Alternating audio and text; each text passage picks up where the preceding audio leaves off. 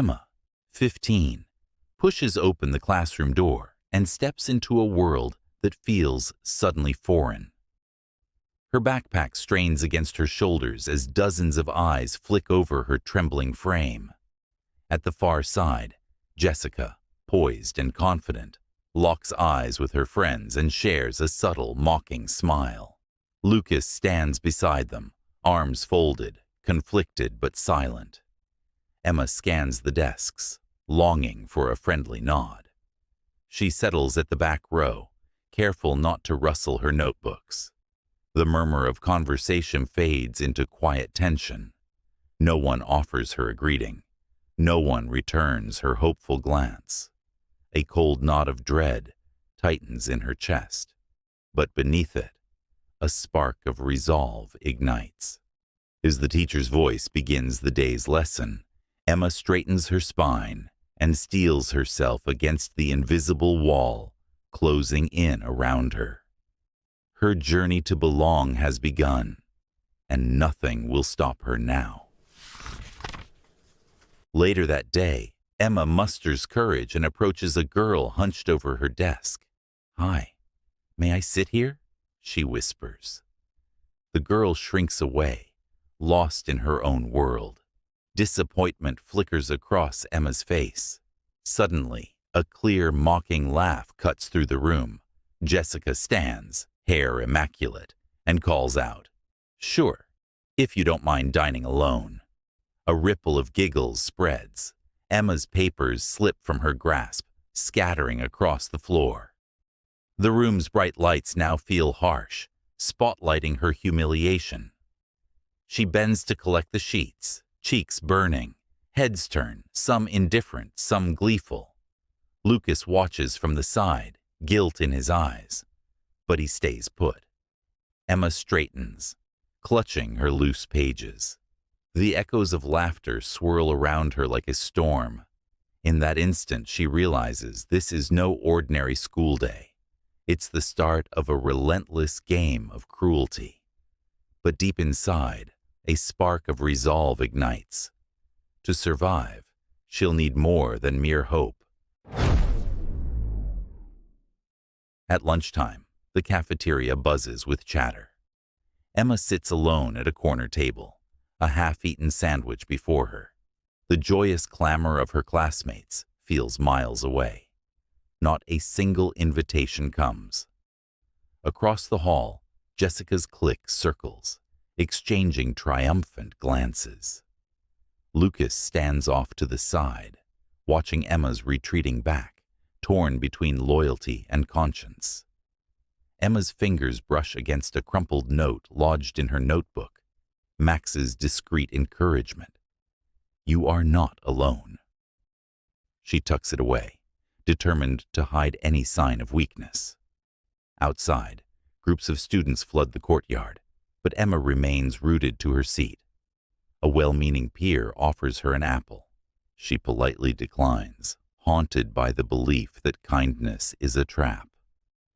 Emma opens a book she brought from home, finding a passage on courage. Loneliness does not equal defeat. The afternoon sun glints on a stray wildflower by the fence, reminding her life persists even in barren soil. In that quiet moment, isolation becomes less a burden and more the forge of her inner strength.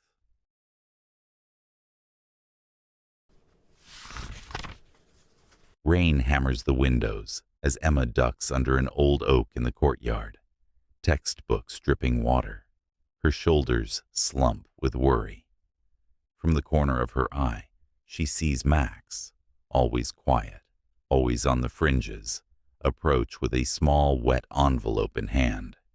He offers it wordlessly and retreats. Emma pries it open. 3 simple words scrawled in blue ink. "You are not alone." A gentle warmth blossoms in her chest as she folds the note to keep close. The raindrops seem to soften, turning from an assault to a gentle patter. Emma glances up to thank him, but Max has already melted into the crowd. Back in class, she feels a shift. The world around her carries the first hint of possibility. She recalls her silent vow, "I will fight to belong." That promise echoes as the rain subsides and a faint rainbow emerges above the playground. Empathy has found her in the darkest downpour. A flicker of courage alights in her heart, coloring the gray day with hope. The next morning, Emma arrives to find her notebook smothered in glittering confetti. Her pulse quickens. Jessica's voice rings out, "Don't mind the sparkle, just our gift to newbies." Laughter cascades down the corridor. Emma kneels, brushing the multicolored pieces from her pages. She clutches Max's note in one hand. "You are not alone." Lucas stands nearby, gaze averted, regret flickering in his eyes. Jessica preens as if she's won a trophy. Emma rises, confetti drifting like surreal petals around her. Instead of fleeing, she gathers a handful into a neat pile. The hallway falls silent as she stands tall, eyes fixed on Jessica. In that heartbeat of stillness, the glitter becomes more than a prank. It's proof of her survival. Other students pause, sensing the shift. Emma's courage radiates, a challenge in itself. She refuses to be broken. Jessica's smile wavers. Lucas steps forward, hesitation in every movement, yet says nothing. Emma tucks the confetti into her bag, heart steady. The spark of defiance has sparked a new tension. The bully's power, once absolute, now trembles in the face of unexpected strength. By midday, rumors of the glitter prank swirl on social media, amplified by sidelong glances and whispered comments. Emma retreats to the school office, determination set in her jaw. She asks to see the principal, clutching a sheaf of printed text messages. Jessica's orchestrated plan laid bare. Voices echo in the hallway as Max slips her more evidence. Screenshots, eyewitness statements, all neatly arranged. Jessica is summoned. She enters, hair perfect, face paling, as every proof unfolds before her. Lucas follows, guilt now overtaking fear. "I'm sorry," he blurts to Emma, voice trembling. Teachers exchange solemn looks as the principal reviews the documents. In that charged silence, the school holds its breath. Students press their faces to the doorway, shock and fascination flickering across their expressions. Emma stands firm, no longer the trembling new girl, but an advocate for her own dignity.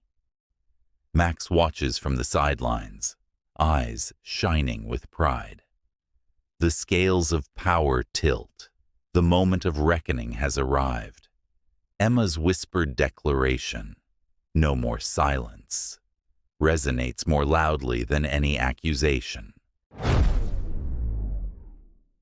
That evening, Emma returns home with a mixture of relief and exhaustion. In her quiet bedroom, the glow of her bedside lamp casts long shadows on the walls. She sits at her desk, arranging her proofs, monitor screenshots, handwritten notes, photographs, into a binder labeled Truth. Each page is a testament to her refusal to be invisible. She brushes away a tear as she recalls Jessica's triumphant smirk. Meanwhile, Max composes an email to the school board, attached in the same dossier.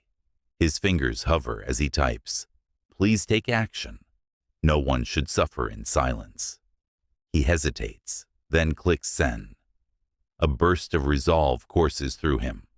Emma and Max share a silent video call, her tearful thanks mirrored in his eyes. They outline their next steps, meet with the counselor, speak to student council, prepare their statements. In the hush of the night, a partnership forms, a united front born not of vengeance, but of justice. Together, they transform pain into purpose, forging a path toward change that extends far beyond their own story. The following morning, the school corridors hum with anticipation. Emma and Max stride into the counselor's office, delivering the binder of evidence. The counselor's eyes widen as she flips through message transcripts and photos. Lucas, summoned by the counselor, enters with a conflicted expression.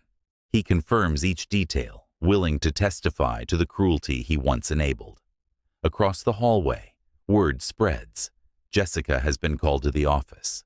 Students gather, whispers rising. Is it true? Jessica steps into the counselor's room, defenseless before the mountain of facts. The counselor announces an immediate investigation. The principal is alerted. In that tense silence, Emma's heart drums fiercely. Outside, a hush falls over the crowd. The bully's impunity has been shattered. Max stands at Emma's side, solidarity in his stance. The moment feels sacred. Truth, once buried in mockery, now wields undeniable power. Emma breathes deeply. Her fear recedes, replaced by a quiet triumph. The corridors will never be the same. Within hours, Jessica is summoned to the principal's office. Teachers, administrators, and a few student representatives fill the room. The principal lays out the allegations, voice firm. Emma watches from the doorway as Jessica faces consequences. Suspension from extracurricular activities and mandatory counseling. Lucas stands beside Emma, stepping forward to apologize. I was wrong. I'm sorry, Emma. His words resonate, model behavior for onlookers.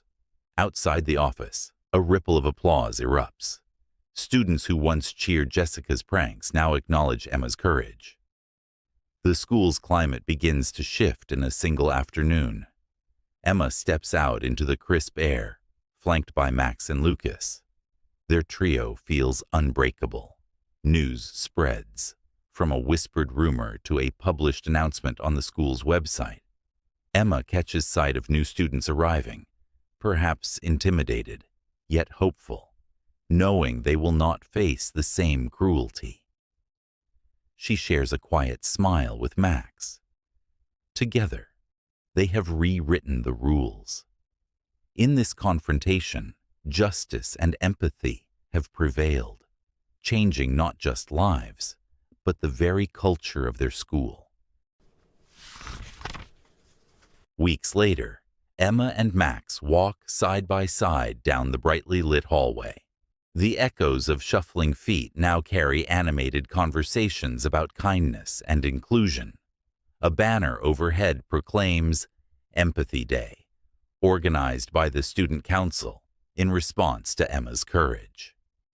Colorful booths line the corridor, one for handwritten encouragement notes, another where students create pins, reading, Choose Kindness. Lucas, clipboard in hand, guides small groups through a workshop on standing up for others. Emma pauses to pin a note on the bulletin board. Your voice matters. She feels the weight of her first day nerves lighten, replaced by a confident calm. Max hands her a friendship bracelet, the two of them sharing a conspiratorial grin. Surrounding them, students form circles to share stories of overcoming fear. The transformation is tangible. The same hall that once hushed at Emma's arrival now buzzes with solidarity. As they exit into the autumn sunlight, Emma inhales deeply, savoring the fresh promise of tomorrow. No longer alone, she carries the hope of every student who dares to speak out. If Emma and Max's journey moved you, hit subscribe and tap the bell icon to catch more true life stories of courage and transformation. Leave a like if you stand against bullying, drop a comment with #Nobody'sFriend, and share this video to inspire others to find their voice.